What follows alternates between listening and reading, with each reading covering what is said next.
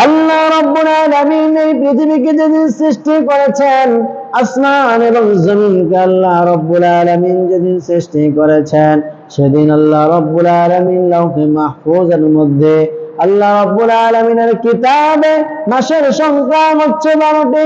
আল্লাহ রাব্বুল আলামিন এ কথা কোরআনে কারীমের সূরাতুত তাওবার 36 নম্বর আয়াতের মধ্যে আল্লাহ রাব্বুল আলামিন বলেন, إن عدة الشهور عند الله 12 شهرا في كتاب الله يوم خلق السماوات والأرض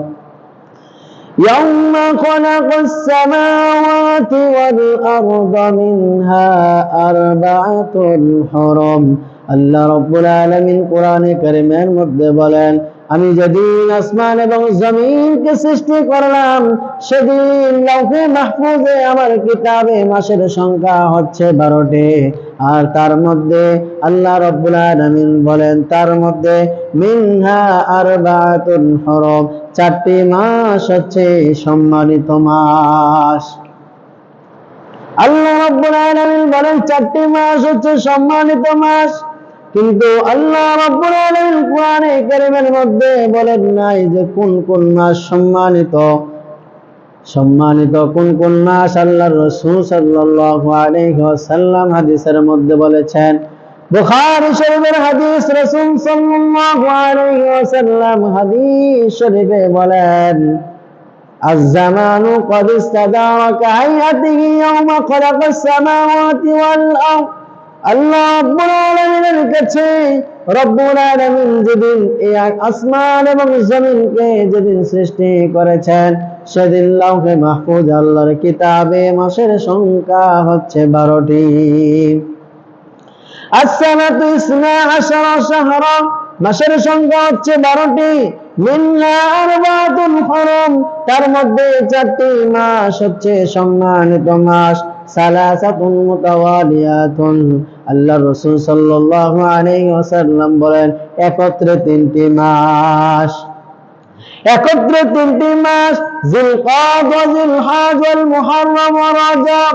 তারপর আল্লাহ রাসূল বলেন ওয়ার রজব, এই 4টি মাসকে আল্লাহ রাসূল সাল্লাল্লাহু আলাইহি ওয়াসাল্লাম বলেন, আল্লাহ পাক রব্বুল আলামিন এই 4টি মাসকে সম্মানিত করেছেন। মাসের মধ্যে সম্মানিত মাস হচ্ছে মুহররম মাস। আল্লাহ রাব্বুল আলামিন সপ্তাহের মধ্যে দিনকে সম্মানিত করেছেন, সেই দিনের নাম হচ্ছে জুমার দিন। জুমার দিনকে আল্লাহ রাব্বুল আলামিন দিনের মধ্যে সম্মানিত দিন করেছেন। মাসের মধ্যে আল্লাহ রাব্বুল আলামিন মুহররম মাসকে সম্মানিত করেছেন। আল্লাহ রাব্বুল আলামিন পৃথিবীর মধ্যে যতগুলো ঘর রয়েছে, সেই ঘর থেকে আল্লাহ রাব্বুল আলামিন মর্যাদা সম্পন্ন ঘর করেছেন মসজিদ। মসজিদ হচ্ছে সম্মানিত ঘর। পৃথিবীর যত ঘর রয়েছে, সব ঘরের চাইতে সম্মানিত ঘর হচ্ছে মসজিদ। মসজিদের মধ্যে আবার মর্যাদা সম্পন্ন মসজিদ রয়েছে, সেই মসজিদের নাম হচ্ছে মসজিদে হারাম। আল্লাহ পাক রব্বুল আলামিন মসজিদের মধ্যে সম্মানিত মর্যাদা সম্পূর্ণ মসজিদ রেখেছেন, সেই মসজিদ হচ্ছে মসজিদে হারাম। কেউ যদি মসজিদে হারামের মধ্যে নামাজ আদায় করে, তাহলে তার আমল নামার মধ্যে 1 লক্ষ সওয়াব হবে।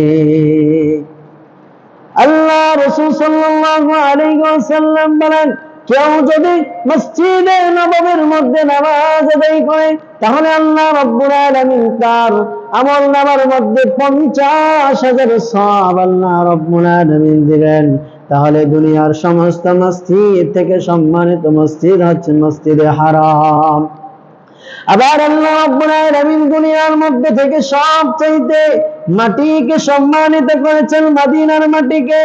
দুনিয়ার মধ্যে যতগুলো মাটি রয়েছে, সব মাটি থেকে সম্মানিত মাটি হচ্ছে মদিনার মাটি। এজন্য বলা হয়েছে, সোনার মদিনা, প্রাণের মদিনা, সোনার মদিনা, প্রাণের মদিনা। সোনার মদিনা প্রাণের মদিনা, সোনার মদিনা প্রাণের মদিনা, সব ভুলিব কিন্তু তোমায় ভুলতে পারি না। ভুলি না ভুলবো না ভুলতে পারি না, ভুলি নয় ভুলবো না ভুলতে পারি না, সোনার মদিনা প্রাণের মদিনা, সোনার মদিনা প্রাণের মদিনা। আল্লাহ রাব্বুল আলামিন মদিনার মাটিকে সবচেয়ে খাঁটি করেছেন। রব্বুল আলামিন বলেন, কিয়ামতের ময়দান যখন অনুষ্ঠিত হয়ে যাবে, সেদিন একদল মানুষকে বিচার করে জান্নাতে দেওয়া হবে, আর একদল মানুষকে বিচার করে জাহান্নামের মধ্যে দেওয়া হবে। আল্লাহ রাব্বুল আলামিন বলেন, যেদিন বিচার করে জান্নাতের মধ্যে মানুষগুলোকে দেওয়া হবে, সেদিন তারা যখন জান্নাতের মধ্যে যাবে, আল্লাহ রাব্বুল আলামিন বলেন, সেই দিন আমি আল্লাহ তাদের জন্য জান্নাতের মধ্যে মদিনার মাটিকে কার্পেট হিসেবে বিছিয়ে দেব। মদিনার মাটিকে কার্পেট হিসেবে বিছিয়ে দেব। কারো ঘরের মধ্যে যখন কার্পেট থেকে ঘরকে সুন্দর দেখা যায়, আল্লাহ রাব্বুল আলামিন বলেন, সেদিন জান্নাতের মধ্যে যখন যাবে, তখন আমি আল্লাহ মদিনার মাটিগুলাকে জান্নাতের মধ্যে কার্পেট বানিয়ে দেব।